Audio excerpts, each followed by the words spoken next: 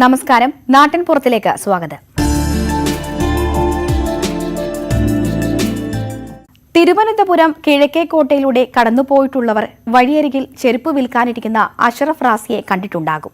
ഈ റാസിക്കുള്ളിലെ കവിയെ കണ്ടിട്ടുള്ളവർ പക്ഷേ ചുരുക്കമായിരിക്കും. പല പല ജോലികൾ ചെയ്ത് ഒടുവിൽ ജീവിതം മുന്നോട്ട് നീക്കാൻ ചെരുപ്പ് വിൽപ്പനക്കാരനായ റാസിയുടെ മനസ്സ് നിറയെ കവിതയാണ്. റാസിയിലെ കവിയുടെ വിശേഷങ്ങൾ അറിയാം. നാട്ടിൻപുറത്തിൽ ആദ്യം.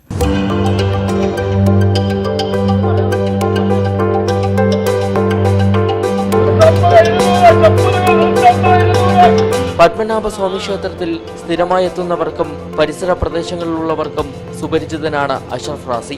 എന്നാൽ റാസി ഒരു യുവകവി കൂടിയാണെന്ന് അറിയാവുന്നത് ചുരുക്കം പേർക്ക് മാത്രം. 2013 ആദ്യ കവിതാ സമാഹാരമായ 7 മുറികളിൽ കവിത പ്രകാശനം ചെയ്തത്. പിന്നീട് ഈ തെരുവിലിരുന്ന് മാസികകൾക്കായും കവിതകൾ എഴുതി. ചെരുപ്പ് വിൽപ്പനയ്ക്കിടയിലെ ഒഴിവ് സമയത്താണ് റാസിയുടെ കവിത എഴുതുന്നത്. ഇവിടെ ഇരുന്നാണ് എല്ലാം ടൈപ്പ് ചെയ്യുന്നത്. ഫേസ്ബുക്കിലാണ് ആക്റ്റീവ്. ഫേസ്ബുക്കിലൊക്കെ സാധനങ്ങളൊക്കെ ഇവിടെ നിന്ന് ടൈപ്പ് ചെയ്യും. പുസ്തകം കൊണ്ടുവരും, വീട്ടിൽ നിന്ന് വാങ്ങി ഇന്ന് വായിക്കാൻ എടുത്ത പുസ്തകം, നമ്മുടെ മാഷിൻ്റെ പുസ്തകം, നല്ല കവിതകളുണ്ട്, ഈസിയറിയ കവിതകളുടെ സമാഹാരം എല്ലാം ഒരുമിച്ച് കൊണ്ടുപോകും. ഈസിയായിട്ട് പറ്റില്ലല്ലോ, കാരണം നമ്മളതിനെ സമയം കണ്ടെത്തുന്നതാണല്ലോ. എല്ലാത്തിനും നിൽക്കുന്നു. എപ്പോഴും ആൾ വരില്ല ഇവിടെ, എപ്പോഴും ആൾ വരില്ല. ഉച്ച സമയത്ത് 1 മണി മുതൽ 3 മണി വരെ ആളും വരില്ല. അപ്പോൾ ഇതിൻ്റെ അടിയിൽ കിടന്നിട്ട് വല്ല പുസ്തകം കൊണ്ടേ വായിച്ച്. വിവിധ കാരണങ്ങളാൽ പഠനം 10ാം ക്ലാസ്സിൽ നിലച്ചിട്ടും പരന്ന വായനയാണ് റാസിയെ സർഗാത്മകതയിലേക്ക് നയിച്ചത്. ക്യാൻറ്റീനിലെ ക്ലീനിംഗ് ജോലി, ചായക്കട, പച്ചക്കറി വണ്ടി തുടങ്ങി പല ജോലികൾ ചെയ്ത ശേഷമാണ് ചെരുപ്പ് കച്ചവടത്തിലേക്ക് എത്തിയത്. റാസിയുടെ 2ാമത്തെ കവിതാ സമാഹാരമായ എൻട്രോ ഈ വഴിയോരത്ത് വെച്ച് അടുത്തയാഴ്ച പ്രകാശനം ചെയ്യും.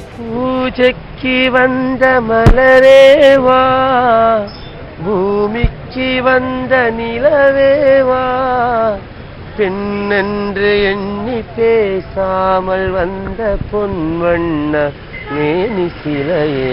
ന്യൂസ് 18 തിരുവനന്തപുരം. നാട്ടിലെ സ്കൂളിനെ സൂപ്പറാക്കാൻ താമരശ്ശേരിക്കാർ ബിരിയാണി വിളമ്പി. ഗവൺമെന്റ് VHSSന്റെ വികസന പ്രവർത്തനങ്ങൾക്ക് പണം കണ്ടെത്താനാണ് ബിരിയാണി ചലഞ്ച് നടത്തിയത്. പുതിയ ബസ്, സ്പോർട്സ് ഉപകരണങ്ങൾ വാങ്ങുക എന്നിങ്ങനെ നിരവധി കാര്യങ്ങളാണ് ഈ പണം കൊണ്ട് നടപ്പാക്കാൻ പോകുന്നത്.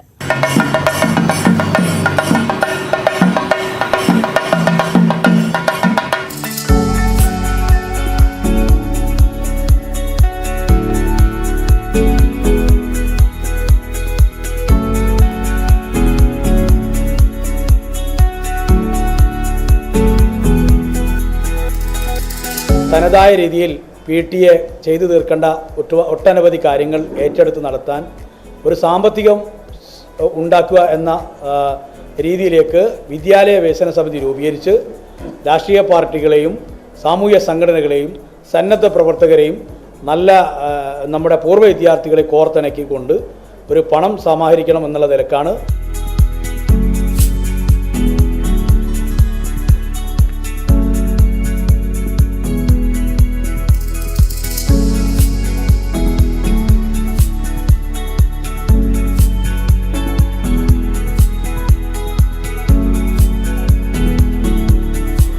Thamarassery government vocational higher secondary സ്കൂളിൽ ഭൗതിക സൗകര്യങ്ങൾ ഒരുക്കാൻ PTA പ്രഖ്യാപിച്ച ബിരിയാണി ചലഞ്ച് പൊതുസമൂഹം ഒന്നടങ്കമാണ് ഏറ്റെടുത്തത്. ബസ് വാങ്ങൽ, പ്രഭാത ഭക്ഷണം, കായികശേഷി വികസനത്തിനുള്ള പദ്ധതികൾ, കലാസാംസ്കാരിക പ്രവർത്തനങ്ങളുടെ വികാസം തുടങ്ങിയ പ്രവർത്തനങ്ങൾക്ക് പണം കണ്ടെത്തുന്നതിനായാണ് ചലഞ്ച് സംഘടിപ്പിച്ചത്. ബിരിയാണി വിതരണം മന്ത്രി അഹമ്മദ് ദേവർകോവിൽ ഉദ്ഘാടനം ചെയ്തു. അധ്യാപകർ, വിദ്യാർത്ഥികൾ, രക്ഷിതാക്കൾ, പൂർവ്വ വിദ്യാർത്ഥികൾ, പൂർവാധ്യാപകർ, നാട്ടുകാർ തുടങ്ങിയവരെല്ലാം കൈകോർത്തപ്പോൾ ചലഞ്ച് വൻ വിജയമായി. ഇത്രയധികം വിജയത്തിലേക്ക് എത്താൻ കഴിയുമെന്ന് പ്രതീക്ഷിച്ചില്ല. ഏതായാലും 10,000 പേക്ക് ബിരിയാണി എൻ്റെ 70% ജനങ്ങളെ കൈകളിലെത്തി എന്നുള്ളത് അത്യധികം വിജയകരമായിട്ടാണ് കാര്യങ്ങൾ നടന്നു പോകുന്നത്. ബിരിയാണിക്കുള്ള വിഭവങ്ങളേറെയും സംഭാവനയായാണ് ലഭിച്ചത്. ബിരിയാണി വിറ്റ് കിട്ടിയ 10 ലക്ഷത്തോളം രൂപ സ്കൂളിന് മുതൽക്കൂട്ടാകും. സ്കൂളിന്റെ ഉന്നമനത്തിനായുള്ള പ്രവർത്തനത്തിൽ പങ്കാളികളാവാൻ കഴിഞ്ഞതിൽ വിദ്യാർത്ഥികളും സന്തോഷത്തിലാണ്. ജനപ്രതിനിധികൾ, PTA ഭാരവാഹികൾ, അധ്യാപകർ തുടങ്ങി നിരവധി പേർ പങ്കെടുത്തു. ന്യൂസ് 18 താമരശ്ശേരി. നാടെങ്ങും 3ാം തരംഗത്തിൽ കോവിഡ് പടർന്നു പിടിക്കുകയാണ്. കോവിഡ് കാലത്ത് ആരോഗ്യരംഗത്ത് അടിയന്തര പ്രാധാന്യത്തോടെ ഉറപ്പാക്കേണ്ടത് ഓക്സിജൻ ലഭ്യതയാണ്. അതിന് വളരെ സുപ്രധാനമായ ചുവടുവെച്ചിരിക്കുകയാണ് കാസർഗോഡ് ജില്ലാ പഞ്ചായത്ത്. ചട്ടഞ്ചാലിലെ ഓക്സിജൻ പ്ലാന്റിൽ ഉൽപാദനം ഉടൻ ആരംഭിക്കും.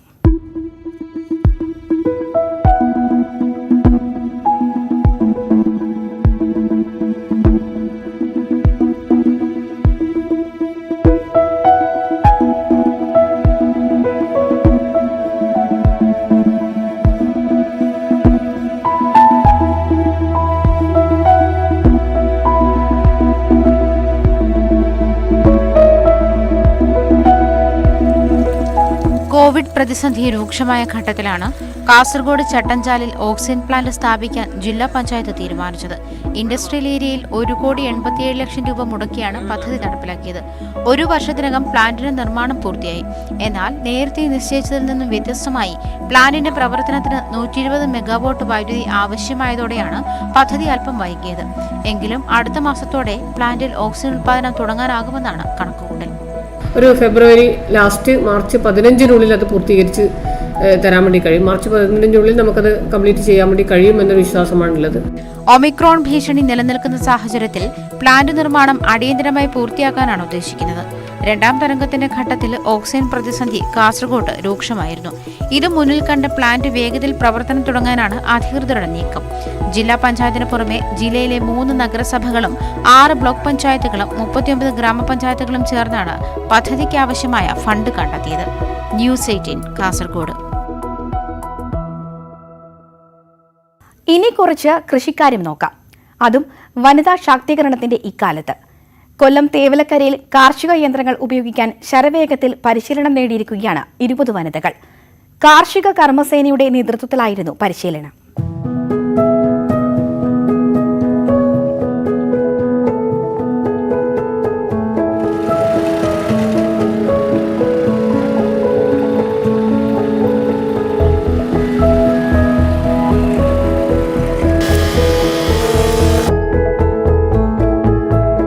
രണ്ടായിരത്തി 19-2020 സാമ്പത്തിക വർഷത്തിലാണ് തേവലക്കര ഗ്രാമപഞ്ചായത്തിലെ വിവിധ വാർഡുകളിൽ നിന്നായി കാർഷിക കർമ്മസേന അംഗങ്ങളെ തിരഞ്ഞെടുത്തത്. ട്രാക്ടറും ട്രില്ലറുമൊക്കെ ഓടിക്കാൻ പരിശീലനം നൽകി. കൊല്ലം കൃഷി എക്സിക്യൂട്ടീവ് എഞ്ചിനീയറുടെ കാര്യാലയത്തിന്റെ നേതൃത്വത്തിലാണ് കാർഷിക കർമ്മസേന അംഗങ്ങൾക്ക് പരിശീലനം നൽകിയത്. ഇതോടെ നിലമുഴാനും കൊയ്യാനുമൊക്കെ മുന്നിട്ടിറങ്ങാമെന്നുള്ള ആത്മവിശ്വാസവും ഇവർക്കുണ്ടായി. ഈ സംരംഭം നല്ല രീതിയിൽ വിജയിച്ചുകൊണ്ട് വരികയാണ്. ഇന്ന് 5ാം ദിവസത്തിലേക്കാണ് ഞങ്ങൾ കടക്കുന്നത്. ഇവിടെ ഞങ്ങൾക്ക് ട്രെയിനിങ് തരുന്നത് ശ്രീകുമാർ എന്ന് പറയുന്ന സാറാണ്. നല്ല രീതിയിലൊരു ട്രെയിനറാണ് സാറ്. ഞങ്ങൾക്ക് ട്രാക്ടർ, മറ്റ് mini tractor, garden driller, flush കട്ടറുണ്ട്, പിന്നെ തെങ്ങേറ്റം, അതെല്ലാം ഞങ്ങൾ ചെയ്തുകൊണ്ടിരിക്കുകയാണ്. നല്ല രീതിയിലുള്ളൊരു പരിശീലനമാണ് സാറ് തരുന്നത്. കൃഷിയുമായി ബന്ധപ്പെട്ട പ്രവൃത്തികൾക്ക് കർമ്മസേന അംഗങ്ങൾക്ക് ഒരു മെസ്സേജ് അയച്ചു കൊടുത്താൽ മാത്രം മതി. പഞ്ചായത്തിലെ കൃഷിക്കാരെ സഹായിക്കുന്നതിനായാണ് കൃഷിരീതിയെക്കുറിച്ച് അവബോധമുള്ള യുവതികളെ കണ്ടെത്തുകയും ഇത്തരത്തിലുള്ള പരിശീലനം നൽകുകയും ചെയ്യുന്നതെന്ന് കൃഷിവകുപ്പ് ഉദ്യോഗസ്ഥരും വ്യക്തമാക്കി. കർഷകർക്ക് മിതമായ നിരക്കിൽ എത്രയും പെട്ടെന്ന് കാര്യങ്ങൾ ലഭ്യമാക്കുമെന്ന രീതിയിലാണ് നമ്മൾ ഇവർക്ക് ട്രെയിനിങ് കൊടുക്കുന്നത്. അതേപോലെ തന്നെ ഇവർ 2 വർഷമായി ഈ കർമ്മസേന ആരംഭിച്ചിട്ട് അവർ ഇപ്പോൾ തന്നെ അതിനകത്ത് തൈ ഉൽപ്പാദിപ്പിച്ച് നൽകുക, ഗ്രോ ബാഗ് നിർമ്മാണം തുടങ്ങിയ പദ്ധതികൾ അവർ ചെയ്ത് കഴിഞ്ഞിരിക്കുകയാണ്. കൃഷി അസിസ്റ്റന്റ് ശ്യാംകുമാർ, കൊല്ലം കൃഷി അസിസ്റ്റന്റ് എഞ്ചിനീയർ ഓഫീസിലെ ശ്രീകുമാർ തുടങ്ങിയവരും പരിശീലന പരിപാടിക്ക് നേതൃത്വം നൽകി. ന്യൂസ് 18 ചവറ. എന്ത് തടസ്സമുണ്ടായാലും തോൽക്കില്ലെന്ന് തീരുമാനിച്ചവരാണ് കായംകുളം പത്തിയൂരിലെ കർഷകർ. കഴിഞ്ഞ തവണ കാലം തെറ്റിയ മഴയിൽ പാടങ്ങളാകെ വെള്ളത്തിൽ മുങ്ങി കൃഷി താളം തെറ്റിയപ്പോൾ ഇക്കുറി അതിന് അവർ പകരം വീട്ടി. കരുതലോടെ നടത്തിയ കൃഷിയിൽ 100 മേനിയാണ് പത്തിയൂരുകാർ കൊയ്തത്.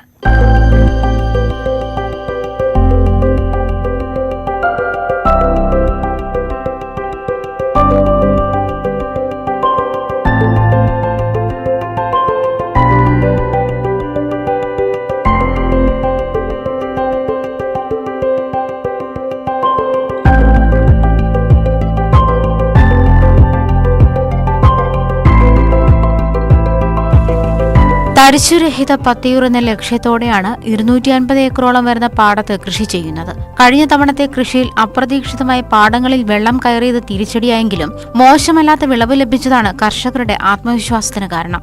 D1, ജ്യോതി എന്നീ ഇനങ്ങളിലെ വിത്താണ് വിതച്ചത്. 100 ഏക്കറോളം പാടത്ത് D1ഉം ബാക്കിയുള്ള പാടത്ത് ജ്യോതി ഇനത്തിൽപ്പെട്ട വിത്തും വിതയ്ക്കും. ഇളവിത്തായ കാഞ്ചനയും ഈ സീസണിൽ കൃഷി ചെയ്യുന്നുണ്ട്. 150 ഏക്കറോളം നമ്മൾ കൃഷി ചെയ്യുന്നുണ്ട്. ബാക്കി കുഴിയും അല്ലാതെ ചെയ്യാൻ പറ്റാത്ത രീതിയിലാണ് താമസിച്ചാണ് നമുക്കിപ്പം കൃഷി ഇറക്കാൻ കഴിഞ്ഞിരിക്കുന്നത്. എങ്കിലും നല്ല രീതിയിലുള്ള സഹകരണമാണ് പഞ്ചായത്തിൻ്റെയും കൃഷി ഓഫീസിൻ്റെ കൃഷിഭവൻ്റെയും ഒക്കെ ഭാഗത്തു നിന്നുള്ള. അതുപോലെ എല്ലാ മെമ്പർമാരും എല്ലാവരും നല്ല സഹകരണമാണ് ഇവിടെ നടത്തിക്കൊണ്ടിരിക്കുന്നത്.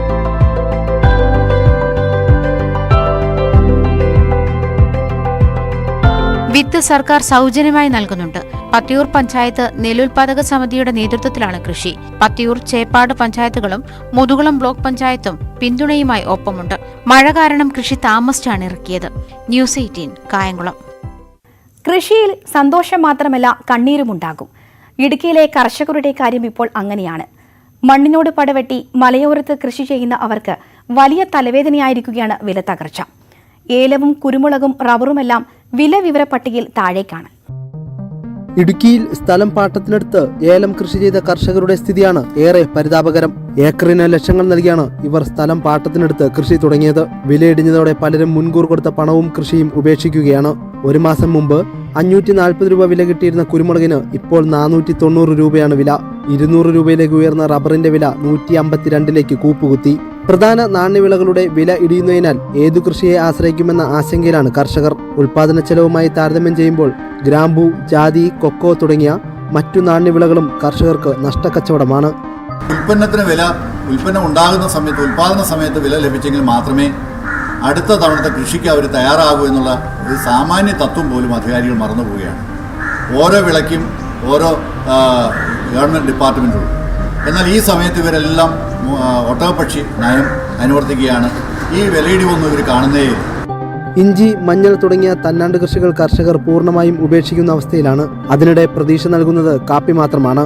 എന്നാൽ വിലയില്ലാതിരുന്ന മുൻ വർഷങ്ങളിൽ മറ്റു കൃഷികൾക്കായി കാപ്പി സംരക്ഷിക്കാതിരിക്കുകയോ ഉപേക്ഷിക്കുകയോ ചെയ്തിട്ടുണ്ട്.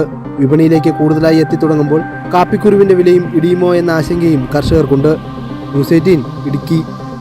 വിളകൾക്ക് വിലയില്ലാത്തതുമൂലം കണ്ണീരിലായ ഇടുക്കിയിലെ കർഷകരുടെ കാര്യമാണ് നമ്മൾ കണ്ടുകഴിഞ്ഞത്. ഇടുക്കിയിലെ തന്നെ മക്കുവള്ളി ഗ്രാമത്തെക്കുറിച്ചാണ് ഇനി. പതിറ്റാണ്ടുകൾക്ക് മുൻപ് നാട്ടിലെ ഭക്ഷ്യക്ഷാമം പരിഹരിക്കാൻ ജനങ്ങളെ കാട്ടിൽ താമസിപ്പിച്ചുണ്ടാക്കിയ ഗ്രാമമാണ് ഇത്. നാടിന്റെ വിശപ്പകറ്റാൻ കാട്ടിൽ ജീവിക്കാൻ തുടങ്ങിയ ഇവർക്ക് ഇന്നും അവഗണന മാത്രമാണ് ബാക്കി.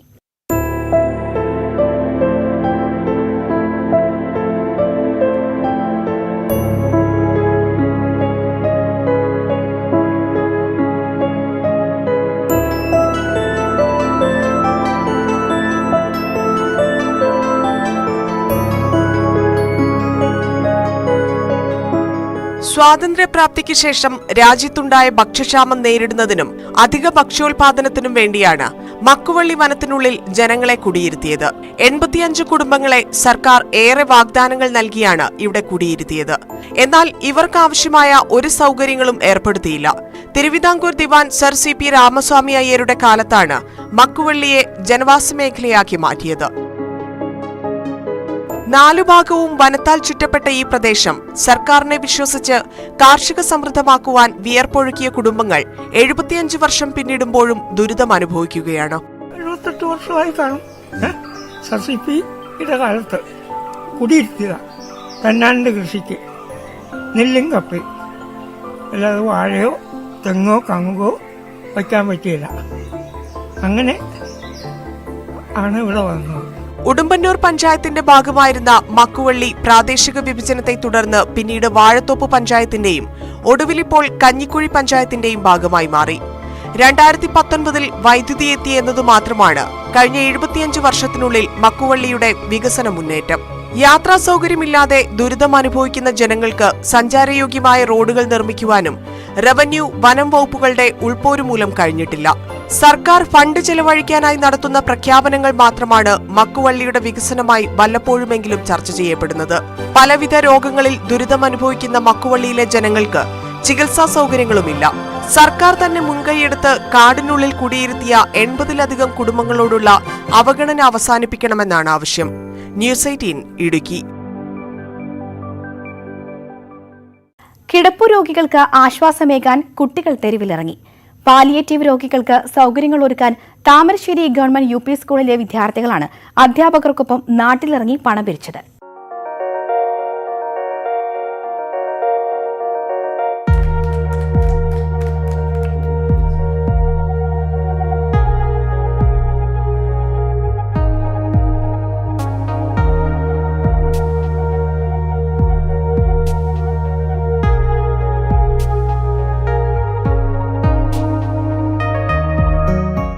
പ്രായാധിക്യവും രോഗവും കാരണം കിടപ്പിലായവർക്ക് സഹായം എത്തിക്കാനാണ് കുട്ടികൾ തെരുവിലിറങ്ങിയത്.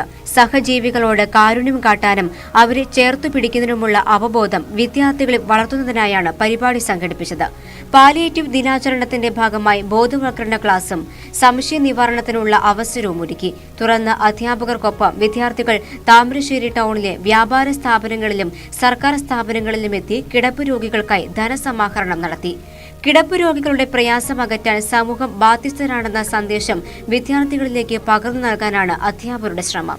ചെറിയ മനസ്സിൽ, കുട്ടികളുടെ ചെറിയ മനസ്സിൽ രോഗം ഒരു കുറ്റമല്ല, അത് എല്ലാവർക്കും വരാവുന്നതാണ്. അത് പരിചരിക്കാനുള്ള ഒരു മനസ്സും അവരെ സഹായിക്കാനുള്ള മനസ്സും ആ പിഞ്ചു മനസ്സിൽ ഈ ചെറുപ്രായത്തിൽ ഒന്ന് വേരുറച്ച് വരാൻ വേണ്ടിയുള്ള ഒരു പ്രായോഗിക നിലപാട് കൊണ്ടാണ് നമ്മളിന്ന് ഈ കുട്ടികളെ ഈ പരിസരത്തുള്ള കടകളിലേക്കും സംഭാവനയ്ക്കുമായി പറഞ്ഞുവിടാനുള്ള പ്രധാന കാരണം.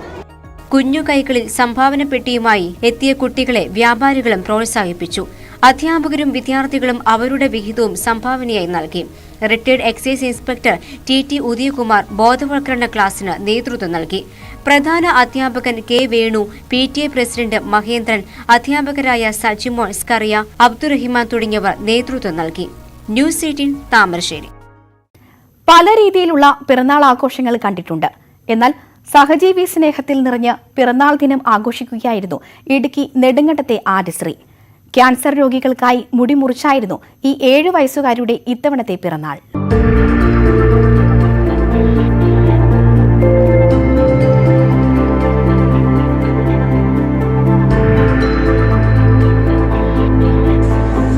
മൂന്നാം വയസ്സ് മുതൽ ഓരോ പിറന്നാളും വ്യത്യസ്തമായാണ് ആദിശ്രീ ആഘോഷിക്കുന്നത്.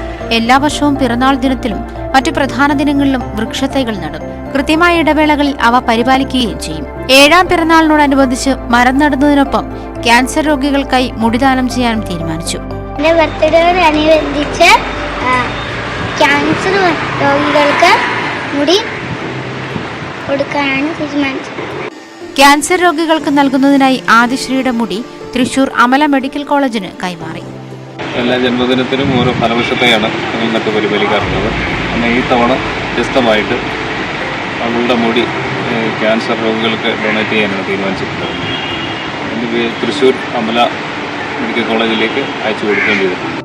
പച്ചടി SNLP സ്കൂളിലെ 2ാം ക്ലാസ് വിദ്യാർത്ഥിനിയാണ് ആദിശ്രീ.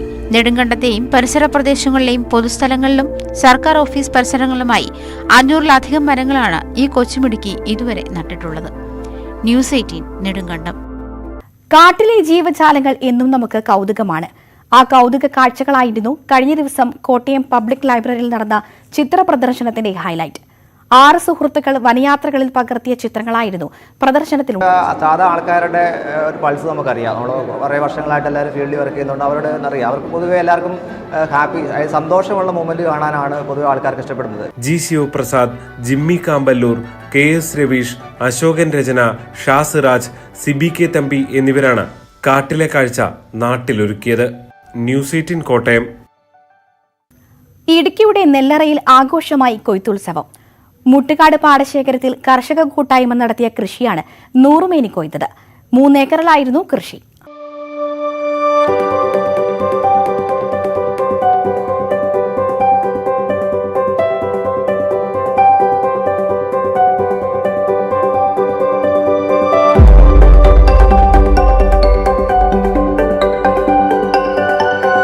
കുടിയേറ്റത്തിന്റെ ആദ്യ കാലഘട്ടങ്ങളിൽ ഹൈറേഞ്ചിൽ ഏറ്റവും അധികം നെൽകൃഷിയുണ്ടായിരുന്ന പ്രദേശമാണ് മുട്ടുകാട് പാടശേഖരം.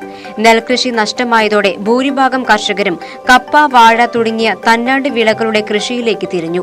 സുഭിക്ഷ കേരളം പദ്ധതിയുടെ ഭാഗമായി കർഷക കൂട്ടായ്മയുടെയും മഹിളാ അസോസിയേഷന്റെയും DYFയുടെയും സംയുക്ത ആഭിമുഖ്യത്തിലാണ് 3 ഏക്കർ പാടത്ത് വീണ്ടും നെൽകൃഷി ഇറക്കിയത്.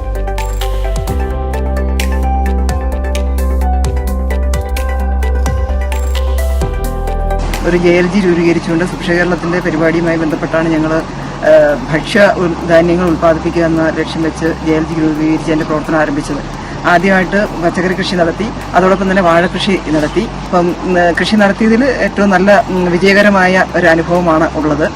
കൃഷി വകുപ്പിന്റെയും ഗ്രാമപഞ്ചായത്തിന്റെയും സഹകരണത്തോടെയാണ് കർഷക കൂട്ടായ്മ നെൽകൃഷി ഇറക്കിയത്. കൊയ്ത്തുത്സവം ദേവികുളം MLA A. രാജ ഉദ്ഘാടനം ചെയ്തു. മാതൃകാപരമായിട്ടുള്ള ഒരു പ്രവർത്തനമാണ് ഇവിടെ കാഴ്ചവെച്ചിട്ടുള്ളത്. അതിൻ്റെ കൊയ്ത്തുത്സവം ഇന്നിപ്പോൾ നമ്മുടെ തെന്നിന്ത്യയെ സംബന്ധിച്ചിടത്തോളം ഇന്ന് പൊങ്കലാണ്. പൊങ്കലിൻ്റെ ഒരു പ്രത്യേകതയും കൂടെ ഈ ഹാർവസ്റ്റ് ഫെസ്റ്റിവൽ ആണല്ലോ. ആ ദിവസത്തിൽ തന്നെ ഇത് കൊയ്യാൻ വേണ്ടി തീരുമാനിച്ചു.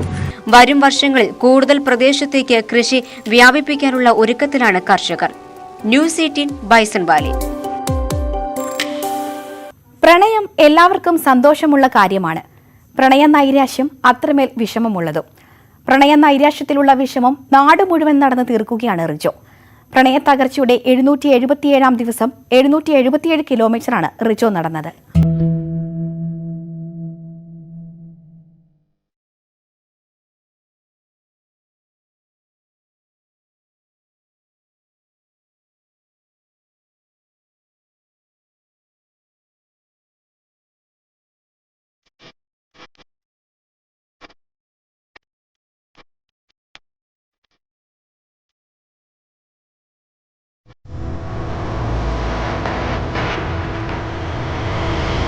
റിജോ നടക്കുകയാണ്. കൊച്ചിയിൽ നിന്നും ആരംഭിച്ച നടത്തം കാസർഗോഡ് വരെ. അവിടെയും അവസാനിക്കുന്നില്ല. വീണ്ടും കൊച്ചിയിലേക്ക് 777 കിലോമീറ്റർ നടത്തം. ഈ 777-ന് പിന്നിൽ ഒരു കഥയുണ്ട്. ഒരു പ്രണയ നൈരാശ്യത്തിന്റെ കഥ. യാത്രകൾ ഇഷ്ടപ്പെടുന്ന റിജോ ഇന്ത്യയിൽ പലയിടത്തും സഞ്ചരിച്ചിട്ടുണ്ട്. ആ യാത്രക്കിടയിൽ ഒരു പെൺകുട്ടിയെ കണ്ടുമുട്ടുകയും ഇരുവരും പ്രണയത്തിലാവുകയും ചെയ്തു. 3 വർഷം നീണ്ട പ്രണയത്തിനൊടുവിൽ റിജോയെ പറ്റിച്ച് കാമുകി മുങ്ങി. നൈരാശ്യത്തിലാണ്ട റിജോ എന്ത് ചെയ്യണമെന്നറിയാതെ പകച്ചു നിന്നു. പിന്നെ ആ വീഴ്ചയിൽ നിന്നും എഴുന്നേറ്റു. പ്രണയം തകർന്നതിന്റെ 666-ാം ദിവസം 666 ബലൂണുകൾ ആകാശത്തേക്ക് പറത്തി. ഇപ്പോൾ പ്രണയം തകർന്നതിന്റെ 777-ാം ദിവസമാണ്. അതിനാലാണ് ഈ നടത്തം റിജോ തെരഞ്ഞെടുത്തത്. ഞാനവൾ പരസ്പരം കണ്ടത് കാക്കനാട് വെച്ചിട്ടാണ്. അപ്പോൾ കാക്കനാട് സ്റ്റാർട്ട് ചെയ്തു. എന്നിട്ട് കാസർഗോഡ് കാക്കനാട്. അപ്പോൾ ഓൾമോസ്റ്റ് ഒരു 800 കിലോമീറ്ററോളം ആവും. അവൾ വിട്ടു പോയതിനു ശേഷം ഓരോ ദിവസവും എന്ത് ചെയ്യും ഒരു ആകെ ഒരു എംപ്റ്റി ഫീലിംഗ് ആയിരുന്നു. പിന്നെ കുറച്ച് കാലം കഴിഞ്ഞ് പിന്നെ അത് സെലിബ്രേറ്റ് ചെയ്യാൻ തുടങ്ങി. 100-ാം ദിവസം സെലിബ്രേറ്റ് ചെയ്തു. ചെറിയ ചെറിയ പരിപാടികളായിരുന്നു. എന്തൊക്കെയായിരുന്നു പരിപാടികൾ? ഇങ്ങനെ കേക്ക് മുറി, മെഴുതിരി എത്തിക്കല്, അങ്ങനെ ഓരോ ദിവസത്തിന് ഡിപ്പെൻഡ് ചെയ്തിട്ട് അങ്ങനത്തെ പരിപാടികളായിരുന്നു. അപ്പോൾ ഓരോ ഇവന്റ് കഴിയുന്തോറും ചെയ്യുന്ന ഇവന്റിന്റെ സ്ട്രഗിളും കൂടി വന്നു. 666 ബലൂൺ വീർപ്പിക്കല് ഒരു സ്ട്രഗിളായിരുന്നു. ഒരു 6-7 മണിക്കൂർ കണ്ടിന്യൂസ് ആയിട്ട് ബലൂൺ വീർപ്പിക്കല്. അത് കഴിഞ്ഞിട്ട് അടുത്ത 777 കുറച്ച് സ്ട്രഗിൾ വേണം. ഗ്രേഡ് കൂടിക്കൊണ്ടിരിക്കല്ലേ. അപ്പൊ അതുകൊണ്ടാണ് ഓട്ടം തെരഞ്ഞെടുത്തത്. അവൾ ഇതെല്ലാം കാണുന്നുണ്ടാകും. അവൾക്ക് വേണ്ടിയുള്ളതാണ് ഈ യാത്രയെന്നും റിജോ പറയുന്നു. പുറത്ത് പൊള്ളുന്ന വെയിലും അകത്ത് പ്രണയത്തിന്റെ ചുട്ടുപൊള്ളുന്ന ഓർമ്മകളുമായി റിജോ നടക്കുകയാണ്. ന്യൂസ് 18 തിരൂർ. നാട്ടിൻപുറം അവസാനിക്കുകയാണ്. കൂടുതൽ വിശേഷങ്ങളും വാർത്തകളുമായി ഇനി അടുത്ത ആഴ്ച വീണ്ടും കാണാം. നമസ്കാരം.